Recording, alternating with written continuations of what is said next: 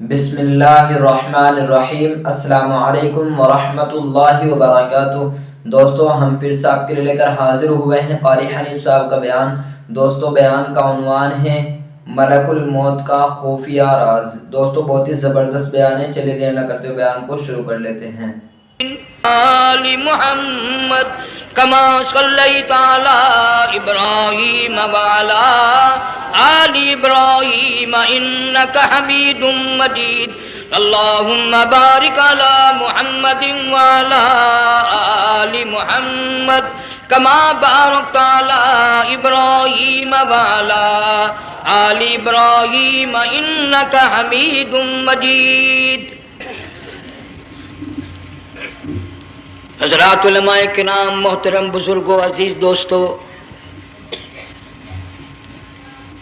کافی سارے عرصے کے بعد آپ کے شہر جھنگ میں حاضری کا اتفاق ہوا،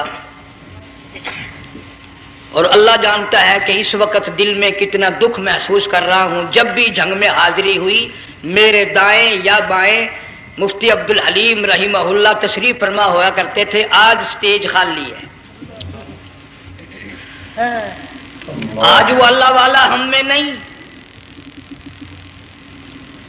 حضور کریم صلی اللہ علیہ وسلم نے ارشاد فرمایا، علماء کا انتقال قیامت کا پیش خیمہ ہے۔ اللہ والوں کا دنیا سے اٹھ جانا گھنٹی ہے اس بات کی کہ قیامت آئی۔ پھر ایسا اللہ والا جو کبھی کسی کو لڑا کے راضی نہیں، کسی کو بھڑا کے راضی نہیں، پورے شہر کو ملا کر چلے کے چلنے والا اللہ اور اس کے رسول کریم صلی اللہ علیہ وسلم کے صحیح راستے پہ لوگوں کو گامزن کرنے والا، آخری دم تک اسی کوشش میں، اسی سعی میں اور اللہ اللہ کرنے میں اور کرانے میں ساری زندگی گزار دی۔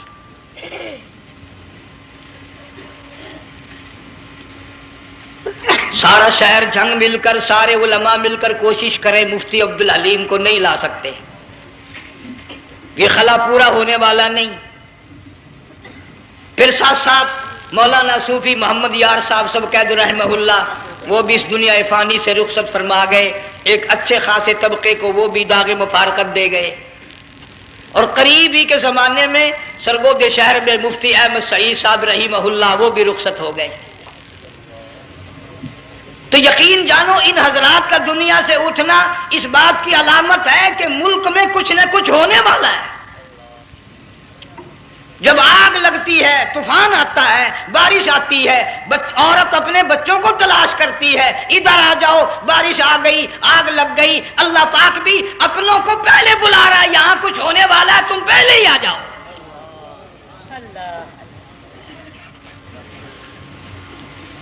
اور اس طرح اشارہ فرمایا، وَكَمْ أَهْلَكْنَا قَبْلَهُمْ مِنَ الْقُرُونِ۔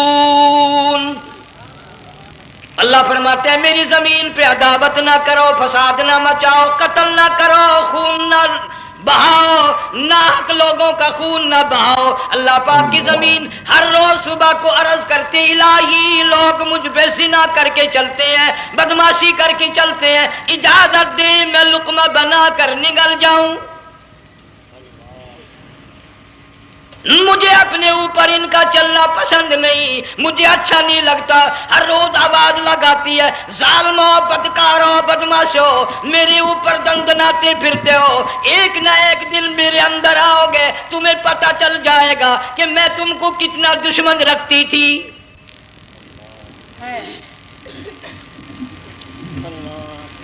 آج لوگ آزاد ہو گئے، جو کسی کی سمجھ میں آتا ہے وہی بکتا ہے، جو سمجھ میں آتا ہے وہی کرتا ہے، نہ کوئی راہ متعین رہی، نہ کوئی مسلک رہا، نہ کوئی بات رہی۔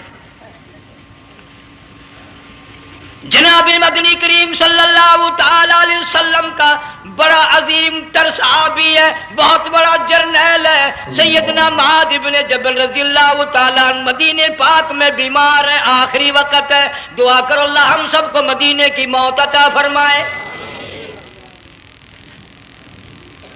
بہت جلیل القدر صحابی ہے۔ علماء کرام نے لکھا ہے کہ جب موت کا وقت بالکل قریب آیا، معاذ بن جبل رضی اللہ تعالی عنہ نے رونا شروع کر دیا، رونے لگ گئے۔ علماء نے لکھا ہے اس وقت بھی مدینے پاک میں اب تک بھی یہ رواج ہے، جب کسی پہ نزع طاری ہو، سکرات طاری ہو، موت قریب ہو، جتنے پاس بیٹھے کھڑے ہوتے ہیں سارے اللہ کے قرآن کی تلاوت کرتے ہیں۔ صحابہ کرام آخری وقت میں قرآن مجید کی ہر وقت تلاوت کیا کرتے تھے، اس لیے حضور کریم صلی اللہ علیہ وسلم نے فرمایا قیامت کا دن ہوگا، اللہ پاک اعلان فرمائیں گے قرآن والے آگے آ جائیں۔ عرض کیا جائے گا قرآن والوں سے کون مراد ہے؟ حق تعالیٰ جل شانہ فرمائیں گے میں قرآن والا اس کو کہتا ہوں جو میرے قرآن سے عشق رکھتا تھا، پیار کرتا تھا، محبت کرتا تھا، اتنا پیار تھا آخری وقت تھا، ادھر موت کا جھٹکا لگا، ادھر میرا بندہ قرآن پڑھ رہا تھا، آج بھی اپنی قبر سے اٹھا، میرا قرآن پڑھتا ہوا اٹھا، تم میدان حشر کا چکر لگاؤ، آج بھی ان کے منہ سے کستوری کی خوشبو آ رہی ہے۔ معاذ بن جبل رضی اللہ تعالیٰ عنہ قرآن مجید کی تلاوت فرماتے فرماتے رونے لگ گئے۔ کسی صحابی نے کہہ دیا موت سے ڈر کے رو رہے ہو، موت سے ڈر گئے؟ فرمایا نہیں۔ پھر کیوں روئے؟ صحابی کہتا ہے میرے دل کی تمنا میرے دل میں رہی، میری آرزو پوری نہ ہو سکی، میری حسرت پوری نہ ہوئی، میرا ذوق پورا نہ ہوا، میرا شوق پورا نہ ہوا، میری تمنا تھی گرمی کا موسم ہو، رمضان کا مہینہ ہو، میں روزہ دار ہوں، جہاد فی سبیل اللہ ہو، کفر اسلام کا مقابلہ ہو، میں کئی کافروں کو قتل کر دیتا، پھر کافر بھی اکٹھے ہو کر مجھ پہ ٹوٹ پڑتے، میرا ناک کاٹ لیتے، میری زبان کاٹ لیتے، میں اللہ کی حضور میں جاتا، اللہ مجھ سے پوچھتا معاذ دنیا سے کیا لایا؟ میں عرض کرتا الہی بولوں کیسے، زبان بھی تیری نام پہ کٹا کے آیا ہوں، اور روزہ رکھ کر آیا ہوں، نیت یہ ہے کہ تیرے محبوب کے حوض کوثر کے پانی سے روزہ افطار کروں گا۔ ان اللہ والوں کی یہ موت تھی۔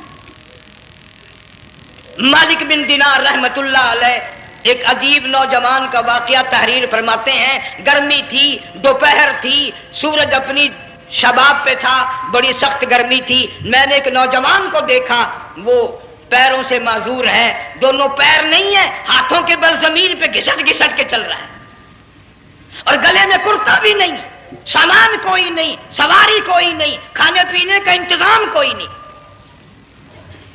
مالک بن دینار رحمت اللہ علیہ فرماتے ہیں میں نے اس نوجوان سے پوچھا کہ تو کہاں سے چلا اس حالت میں؟ کہنے لگا میں بلخ بخارے سے چلا ہوں۔ تجھے یوں ہی ہاتھوں کے بل گھسٹتے چلتے کتنا عرصہ گزر گیا؟ نوجوان کہنے لگا اللہ والے 7 برس ختم ہو کر 8واں لگ چکا ہے، اس حالت میں کہ جی ہاں اسی حالت میں، ذرا کھانا پینا۔ جوان کہنے لگا والذی ہوا یطعمنی ویسقین وَإِذَا مَرِضْتُ فَهُوَ يَشْفِينِ، اللہ ہی کھلاتا ہے وہی پلاتا ہے، بیمار ہو جاتا ہوں وہی تندرستی عطا کرتا ہے۔ اور نوجوان دوپہر بڑی سخت ہے، گرمی بڑی سخت ہے، میرے یہاں دوپہر کو آرام کر لے، قیام کر لے، کچھ دیر ٹھہر جا، آج میرے یہاں قیام کر لے۔ نوجوان رونے لگا اور کہنے لگا مالک بن دینار یہ 2-4 منٹ جو تیری ساتھ باتوں میں میرے خرچ ہو گئے، مجھے ان کا ہی بڑا دکھ ہے، میں اور اپنی اس معذوری میں ہاتھوں کے بل 2-4 گز گھسٹ کر اور اپنے رب کے قریب ہو جاتا۔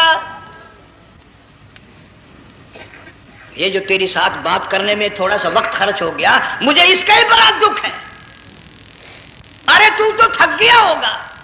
جوان کہتا ہے تیرے دیوانے مگر چلنے سے رک سکتے نہیں، تیرے دیوانے مگر چلنے سے رک سکتے نہیں، پاؤں تھک جاتے ہیں دل ان کے کبھی تھکتے نہیں۔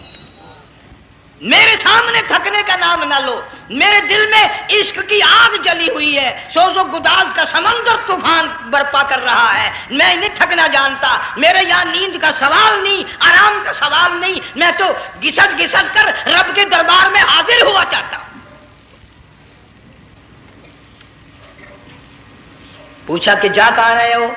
کہنے لگا بیت اللہ کی زیارت کے لیے چلا، روزے رسول اللہ صلی اللہ علیہ وسلم کی زیارت کے لیے چلا۔ کھانا پینا کچھ نہیں کہ نہیں، بس کہ منتظر ہوں اس گھڑی کا کہ کب وہ وقت آئے اور کب میں جا کر یوں کہوں کہ اے مدینے کی مہاجر سبز گنبد کے مکی، اے مدینے کے مہاجر سبز گنبد کی مکی، عرش ہے تیرے قدم کے فیض سے یہ سرزمین۔ کب وہ وقت آئے، کب میں مدینے کی گلیوں کو دیکھوں، کب آب و ہوا کو دیکھوں، کب مدینے کی بہاروں کو دیکھوں، کب گنبد خضرا پہ میری نگاہ پڑے، میرے دل کی تسلی ہو جائے۔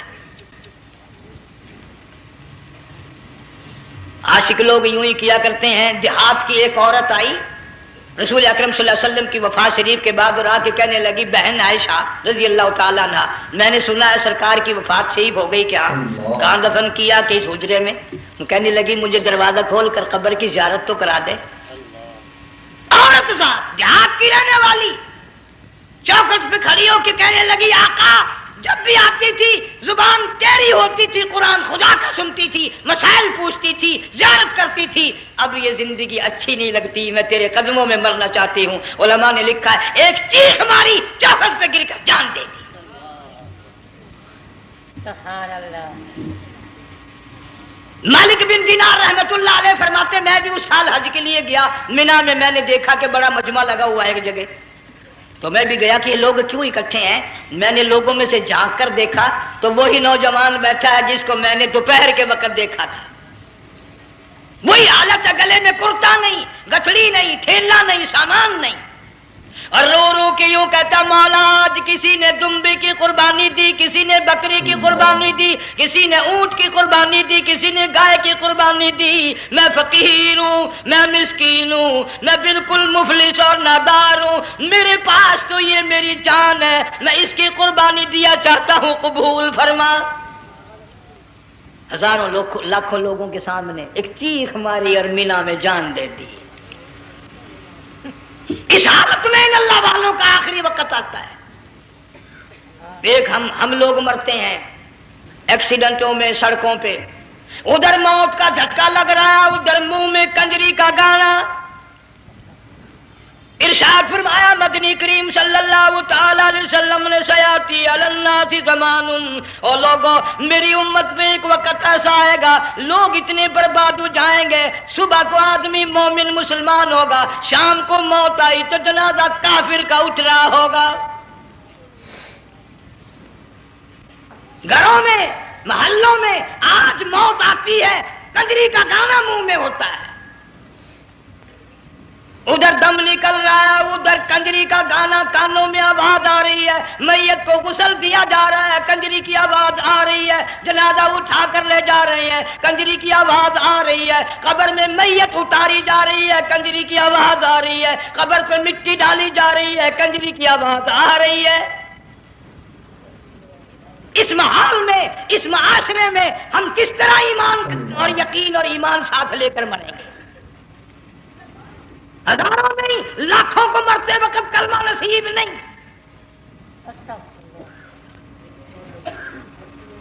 قسم دے کر پوچھو ماں مر رہی ہے کلمہ منہ سے نہ نکلا، باپ مر گیا منہ سے کلمہ نہیں نکلا، بیگم صاحبہ چل بسی منہ سے کلمہ نہیں نکلا۔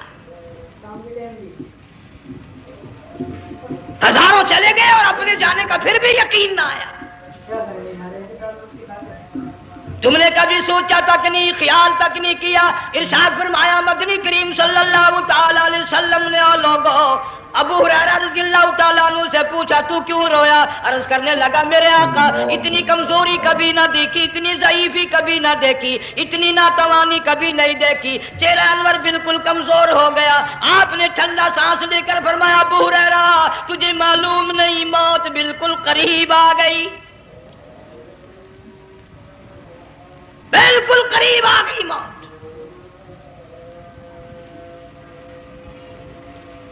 تیری ایک انگلی پکڑ کر اگر کوئی مروڑ دے کتنا دکھ ہوگا، درد ہوگا، ہائے ہائے ہائے۔ جنگ والوں کبھی تم نے سوچا نہیں 360 رگیں ٹوٹیں گی کیا حال بنے گا، اعضاء چھوٹیں گے، سر کے بالوں سے لے کر پیروں کے ناخنوں تک ہر جوڑ کو توڑ کے رکھ دیا جائے گا۔ وزیروں، سفیروں، امیروں حسینوں جمیلوں تمام کے جوڑوں کو اکھاڑ کے رکھ دیا جاتا ہے۔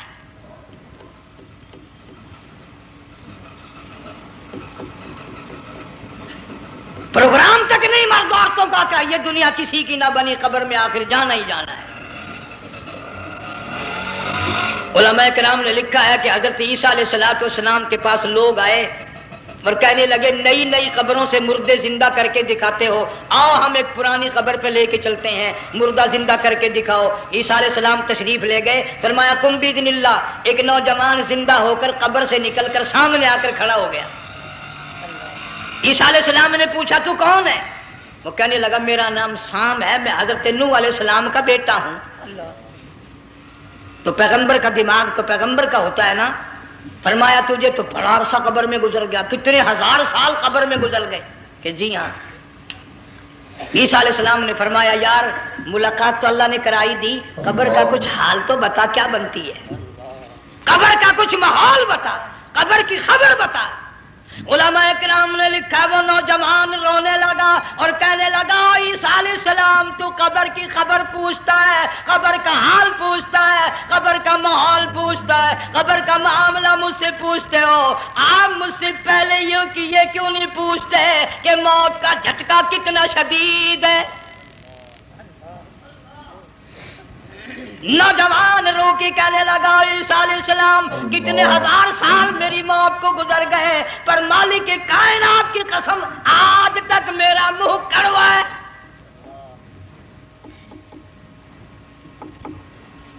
اس لیے جنگ والوں لمبی چوڑی بات کہنے کا وقت نہیں، حالات نہیں، میں تو تمہیں اتنا سا پیغام دینے آیا، کھانے پینے کا زمانہ ہے، میں جانتا ہوں تم کیلے کھاتے ہو، تمہیں کیلے کا ذائقہ معلوم ہے، امرود کا ذائقہ تم کو معلوم ہے، انار کا ذائقہ تمہیں معلوم ہے، انگور کا ذائقہ معلوم ہے، انناس کا ذائقہ معلوم ہے، آم کا ذائقہ معلوم ہے، ہزاروں پھلوں کے ذائقے تمہیں معلوم ہے، ہزاروں مٹھائیوں کے ذائقے تمہیں معلوم ہے، ہزاروں بیکری کی چیزوں کے ذائقے تمہیں معلوم ہے، ہزاروں شربتوں کے ذائقے معلوم ہے، پر تم نے جنگ والوں کبھی بھی قبرستان میں جا کر قبر والوں سے یہ نہیں پوچھا او قبر والوں ذرا بتاؤ تو صحیح موت کا ذائقہ کیسا ہے؟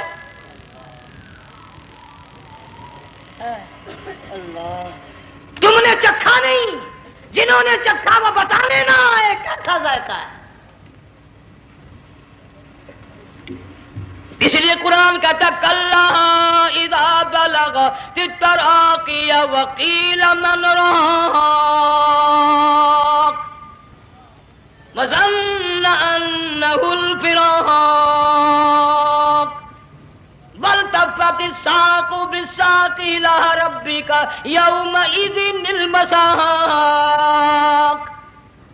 اللہ بادشاہ ہو، امیر ہو، وزیر ہو، فقیر ہو، غریب ہو، رگیں ٹوٹیں گی، موت آئے گی، اور جس کی آئی تمہیں معلوم نہیں کس طرح آئی، کس حال میں آئی۔ جن کے دلوں میں ان باتوں کا خیال آیا خدا کی قسم صحابہ کرام میں سے اتنے رویا کرتے تھے آنکھیں ختم ہو گئی۔ جناب فاروق اعظم رضی اللہ تعالیٰ عنہ کو کسی نے دیکھا رو رہے ہیں، بے تحاشا رو رہے ہیں، پوچھ لیا بڑا بہادر پہلوان فاروق تجھے کیا ہوا، اتنا کیوں رویا؟ فرمانے لگے تمہیں معلوم نہیں قبر کا اندھیرا یاد آ گیا۔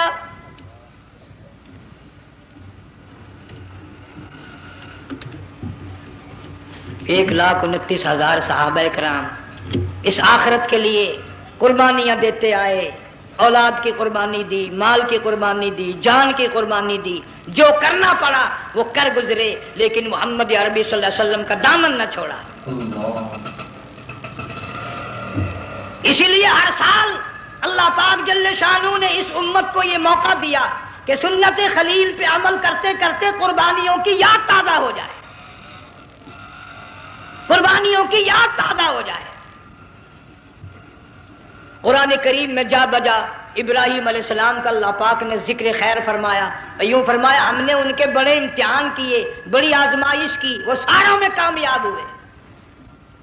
تم ہر وقت اللہ سے یہ دعا کیا کرو اللہ ہمیں امتحان میں نہ ڈالے، آزمائش میں نہ ڈالے، ہم امتحان کے قابل نہیں۔ یہ ہمارے جو امتحان ہوتے ہیں ان میں نقل ماری جاتی ہے، تو اللہ امتحان لے گا تو نقل کیسے ماریں گے؟ کیسے کام چلے گا؟ جناب ابراہیم علیہ السلام کو اللہ پاک نے ہزاروں امتحان میں مبتلا کیا، ہزاروں آزمائشیں کی، فَأَتَمَّهُنَّ، سب میں کامیاب گیا، سب میں پاس نکلا۔ ایک آزمائش ایسی بھی آئی، اللہ کی توحید کی وجہ سے، شرک کو مٹانے کی وجہ سے ابراہیم علیہ السلام کا سارا مصر فلسطین دشمن بن گیا۔ حضرت سارہ کو ساتھ لے کر چل دیے، ایک بیوی ساتھ ہے، اکیلا دم میں۔ یہاں تو لوگ محلوں میں شہروں میں کہتے ہیں جی میں اکیلا ہی ہوں، میں کیا کروں؟ اگر خلیل کہتا کہ میں اکیلا ہوں تو آج قرآن میں اس کا ذکر خیر کیسے ہوتا ہے؟ پرواہ نہ کی، وہ کہتا میرے لیے میرا اللہ کافی ہے۔ کون کہتا ہے میں اکیلا ہوں؟ میری ساتھ تو اللہ ہے۔ مصر سے گزرنے لگے، بادشاہ کے ملازموں نے بادشاہ کو جا کے بتایا بڑی خوبصورت عورت گزر رہی ہے تیرے حلقے سے، بہت بڑی خوبصورت عورت ہے۔ کہ ملازم پکڑ کے لے کے چلے تو عورت ذات حضرت سارہ رونے لگ گئی، خلیل میرا کیا بنے گا؟ پیغمبر کو اللہ کی ذات پر بڑا یقین ہوتا ہے، فرمایا پرواہ نہ کر، میری آبرو میرے مولا کی آبرو ہے، چاہے جہاں چلی جا میری عزت کی حفاظت میرا اللہ کرے گا۔ فرمایا واللہ خیر حافظا وہو ارحم الراحمین، پرواہ نہ کر، میں اس کا پیغمبر ہوں، نبی ہوں، چیخا میں جلا اس کے لیے، سارے دکھ اٹھاتا ہوں اس کے لیے، میری عزت کی حفاظت وہی کرے گا۔ محل میں جا کر حضرت سارہ کو بند کر دیا، بادشاہ نے بلوایا ہے عزت لوٹنے کے لیے، بادشاہ نے پکڑوا کر منگوایا ہے آبرو برباد کرنے کے لیے۔ بادشاہ کا ارادہ ہے سارہ کی عزت کو برباد کرنے کا، اور اللہ کا پروگرام ہے سارہ ادھر آ، اس محل میں ایک معصوم بچی ہے جس کا نام ہاجرہ ہے، میں اس کو اتنا پسند کرتا ہوں، اللہ فرماتے ہیں اس کے پیٹ سے اسماعیل ذبیح اللہ کو پیدا کرنا چاہتا ہوں، اس کی نسل سے حبیب اللہ کو لانا چاہتا ہوں، آج تک کسی کی انگلی اس کی طرف نہیں اٹھی، سارہ محل میں آؤ، اس کو آ کر ساتھ لے جاؤ تاکہ میرے ذبیح اللہ کی پیدائش کا معاملہ بن جائے۔ بادشاہ کا ارادہ ہے آبرو برباد کرنے کا، اللہ کا ارادہ ہے ہاجرہ کی آبرو بچانے کا۔ فرمایا وَيَمْكُرُونَ وَيَمْكُرُ اللَّهُ وَاللَّهُ خَيْرُ الْمَاكِرِينَ۔ اس نے بھی تدبیر بنائی، میں خدا نے بھی تدبیر بنائی۔ بادشاہ آیا حضرت سارہ کے قریب برائی کا ارادہ کر کے، مفسرین نے لکھا ہے حضرت سارہ نے فرمایا مجھے 2 رکعت نماز پڑھنے دے۔ یہاں سے پتہ چلا کوئی پاک دامن عورت، کوئی نیک بیٹی اگر گنڈوں میں بدماشوں میں پھنس جائے، عزت بچانے کا طریقہ یہ ہے وضو کر کے اللہ کے سامنے نیت تو باندھ، تیری عزت کے لیے وہ فرشتے بھیجے گا۔ علماء کرام نے لکھا ہے کہ ایک جہاز سمندر میں چل رہا ہے، طوفان آیا، جہاز تختہ تختہ ہو گیا، کچھ لوگ غرق ہو گئے، ڈوب گئے، کچھ تختوں پہ بہ کر کے چلنے لگے۔ ایک عورت گود میں بچہ ہے، ایک حبشی نوجوان دوسرے تختے پہ بیٹھا ہوا جاتا ہے، اس نے عورت اکیلی دیکھ کر اپنا تختہ چھوڑ دیا اور بدماشی کے ارادے سے عورت کے تختے پہ آ بیٹھا۔ تم جنگ والے سوچ رہے ہوگے کہ ڈوبتے وقت بھی باز نہ آئے، یہ سیلاب آتے ہیں لوگ بدماشیوں سے باز آئے؟ ڈوب گئے مگر باز نہ آئے، بغیرتی لوگ کرتے ہی رہے۔ علماء کرام نے لکھا حبشی نوجوان نے عورت کا بچہ چھینا سمندر میں پھینک دیا، عورت روئی اور کہنے لگی میرے اللہ بیٹھی رہتی ہوں، عزت جاتی ہے، حرکت کرتی ہوں ڈوب جاؤں گی، میں نے سنا ہے سمندر کی گہرائیوں سے تو نے یونس علیہ السلام کی سنی تھی، میں تو پانی کے اوپر بہ رہی ہوں، مولا میری آبرو بچا، میرا ایمان بچا، میری عزت بچا، تیرے سوا میری سننے والا کوئی نہیں، لا الہ الا انت سبحانک انی کنت من الظالمین۔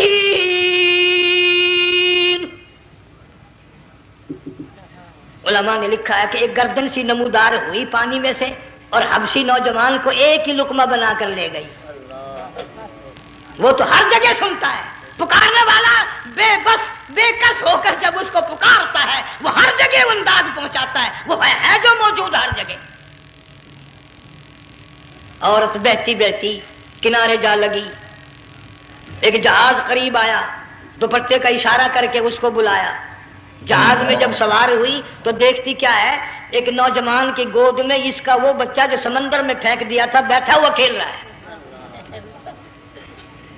ٹوٹ پڑی، میرا بچہ ہے۔ لوگوں نے کہا تیرا کہاں سے آیا؟ ماجرا سنایا، اس طرح ہوا۔ جہاز کے کپتان نے کہا ہم جہاز لے کر آ رہے تھے، غیب سے آواز آئی جہاز ادھر کو لے آؤ ورنہ ڈبو دیے جاؤ گے۔ ہم جب جہاز وہاں لے کر پہنچے تو دیکھتے کیا ہے کہ ایک جانور کی پیٹھ پہ یہ بچہ بیٹھا ہوا کھیل رہا تھا۔ عزت بھی بچی، ایمان بھی بچا، بچہ بھی بچا، اور کوئی بچانے کے لیے تدبیر کرے جبھی نا۔ حضرت سارا نے نماز پڑھ کر بددعا کر دی، بادشاہ کے سارے بدن میں درد ہونے لگا۔ پیغمبر کا سارا گھر بڑا کریم ہوتا ہے، جب اس کو درد نے ستایا نا، کہنے لگا میں وعدہ کرتا ہوں تجھے کچھ نہیں کہوں گا، میرے لیے دعا کر دے۔ اب اگر کوئی جنگ کا ہوتا یا میں ہوتا کہتا دفع ہو، تیرے واسطے دعا کا دی۔ لیکن حضرت سارا نے پھر جولی پھیلا دی، مولا وعدہ کرتا ہے، بدماشی سے توبہ کرتا ہے، اس کو تندرستی عطا فرما دے۔ اللہ نے تندرستی عطا کر دی۔ وہ پھر کہنے لگا لو ایسی حسین عورت کب ہاتھ آئے گی، پھر برائی کے لیے تیار ہو گئے۔ یہاں سے پتہ چلا کہ یہ جو گنڈے بدماش ہوتے ہیں ان کی قسم کا بھی کوئی یقین نہیں۔ اگلے دن ایک آدمی نے قسم کھائی تو اس کے خلاف کرنے لگا۔ لوگ کہنے لگے کہ تو نے قسم کھائی تھی، قرآن اٹھایا تھا، آخر کیا تھی گیا بل ڈٹھی ہوئی مسجد سی، پاٹیا ہوا قرآن سی۔ اگر ڈٹھی ہوئی مسجد سی تو پاٹیا قرآن سی، قرآن کے لا پورا سی جڑا میں چاہیا، مگر اسے یہ معلوم نہیں کہ تو نے تو پاڑیا قرآن اٹھایا، ڈٹھی ہوئی مسجد میں اٹھایا۔ خدا کا جب غضب آئے گا تو وہ ادھورا نہیں آئے گا، وہ ادھورا نہیں آیا کرتا۔ 3 مرتبہ اس بادشاہ نے حضرت سارا کے ساتھ ایسا کرنے کا ارادہ کیا، پھر دعا ہوئی، پھر بد دعا ہوئی، پھر دعا ہوئی، پھر بد دعا ہوئی۔ آخر کار کہنے لگا اپنے ملازموں کو کہ ہوئے بدماش ہو، عورت کے روپ میں کسی بلا کو پکڑ کے لائے ہو، کسی جن بھوت کو لے آئے ہو۔ اور کہنے لگا تو چلی میرے محل سے جلدی چلی جا۔ اور جاتی جاتی وہ کہا کہ یہ تیری خدمت کیا کرے گی، یہ بچی میرے محل میں ہے، اس کو ساتھ لے جا۔ حضرت سارا کو ہاجرہ کو ساتھ کر دیا، سیانی ہو گئی، حضرت ابراہیم علیہ السلام سے نکاح کر دیا، اسماعیل علیہ السلام پیدا ہو گئے۔ اللہ میاں جب حضرت ابراہیم علیہ السلام چومتے ہیں، چاٹتے ہیں، ماتھے پہ بوسے دیتے ہیں، اٹھاتے ہیں، پیغمبر کا بیٹا خود بھی نبی اور آل میں آنے والا نبی، کالی کملی والا صلی اللہ علیہ وسلم، کتنا حسین چہرہ ہوگا۔ اللہ میاں نے پھر آزما لیا، حکم دیا کہ اس ہاجرہ کو، اسماعیل کو، دونوں ماں بیٹوں کو وہاں چھوڑ کے آ جہاں سینکڑوں میل میں پانی کوئی نہیں، آدمی کوئی نہیں، رستہ کوئی نہیں، گھاس کوئی نہیں، پتا کوئی نہیں، جہاں بیت اللہ ہے یہاں کے بارے میں حکم دیا چھوڑ کے آ۔ اور اگر آپ کو نیند نہیں آئی تو مزہ آئے گا، اللہ نے یہ فرما دیا، بتانا نہیں ہے کہ میں نے حکم دیا ہے۔ خدا حافظ نبی نہیں کہتا اپنی بیوی کو۔ آج لوگ ہر بات میں کہہ دیتے ہیں ہمارے پیروں کو پتا کل کو کیا ہوگا، ہمارے فقیروں کو پتا ہے پرسوں کیا ہوگا۔ وہ بڑی مدت کی بات ہے، یہی موسم تھا، چماسا گرمی تھی، انارکلی لاہور سے ہم کئی ساتھی گزر رہے تھے، فٹ پاتھ پہ بیٹھا ہے ایک ملنگ، چاروں طرف لوگ کھڑے، بڑا مجمع، کافی دنوں کی تو بات ہو گئی، ہاتھوں کی لکیر دیکھ کر لوگوں کی تقدیر بتا رہا تھا۔ کسی کو کہتا تھا تجھے بڑی اونچی پوسٹ ملے گی، کسی کو کہتا تھا تیری شادی بڑی فرسٹ کلاس لیڈی سے ہوگی۔ وہ بابو تو کوڈا ہی ہو جاتا تھا، لیڈیوں پہ بڑے مرائے یہ لیڈے کوئی کام نہیں، رات دن بس لیڈیوں کے پیچھے ہی پھرنا ہے۔ میں نے اپنے ساتھیوں سے کہا، میں نے کہا میں بھی تقدیر پوچھتا ہوں اپنی۔ کہنے لگے شرارت ہو جائے، یہ منع کر لے، ساری دنیا پر ہاتھ دکھا رہی ہے، کوئی شرارت نہیں، میرے ہاتھ میں شرارت ہے۔ 1 रुपया ले रहा था वो, मैं भी लोगों में घुसता घुसाता भीड़ में से ऊपर नीचे यूं होता होता मैं भी पहुंच गया और दोनों घुटने मैंने जमीन पे रख दिया, रुपया हाथ में मैंने उसके लेकर कहा, मैं क्या मलंग जी अगर अब क्या मेरी शादी हो जाएगी कि नहीं। अब उसने देख के मेरी तरफ कहने लगा, उसने सोचा कि यहाँ अच्छे भले को नहीं मिलती पाकिस्तान में, इसे कौन देगा। अच्छी तरह मेरा हाथ देखा भी नहीं, झटक के कहने लगा, नो तेरी शादी नहीं होनी। मैं क्या खोते, तेरे बाप के 8 बच्चे खेल रहे हैं।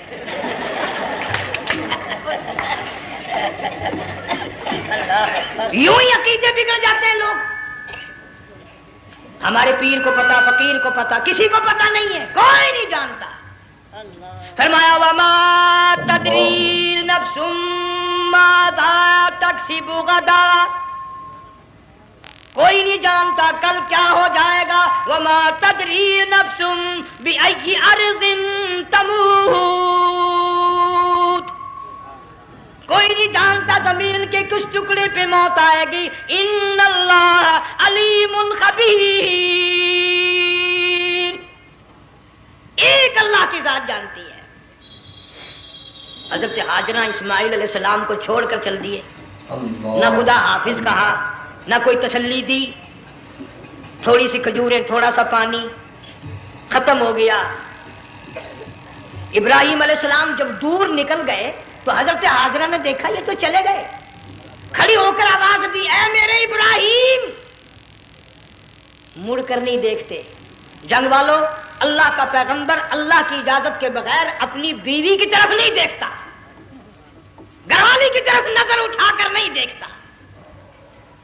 एक तुम हो, चिट्टी दाढ़ी, बुढ़ेपा, काले बुरके वाली नजर आ जाए ना, आगे भागकर बुढ़ बड़े नहीं आते हैं। कहां जाना चाहती हैं आप? तेरी मां लगती है, आप चली जाए तो ये क्या हुआ? ये काले बुरके पे मरते मरते मरते मरते मर ही गए। ऐसा अजीब तमाशा। वो लाहौर प्लेटफार्म पर फिर रही थी ना एक लेडी बुरका ओढ़े, आ गया एक लेडा, कहने लगा सेवन अप लाऊं, नगर ले आए, उन्होंने कहा वाह काम बन गया, वो सेवन अप ले आया। थोड़ी देर के बाद कहने लगा मेरे ख्याल में फैंटा भी हो जाए, उन्होंने कहा ले आए, उन्होंने कहा सुभान अल्लाह पक्का काम हो गया। वो सेवन अप भी पी ली, फैंटा भी डकार गई। थोड़ी सी देर के बाद कहने लगा सेब ले आऊं, वो ले ही आया सेब। क्या आपके लिए मैं सेब लाया हूं, आप खाएं? कहने लगी नहीं आप खाएं। उसने सोचा हो मेरी भी मोहब्बत हो गई है, सेब खाने के लिए मुझे भी कह रही है। जब उसने इसरार किया ना कि मैं तो तेरे लिए लाया हूं, खा तो सही, कहने लगी कैसे खाऊं, मेरे मुंह में दांत ही नहीं है। अब पता चला इसे कि सुबह से मैं तो पुराने पिप्पी के पीछे फिर रहा था।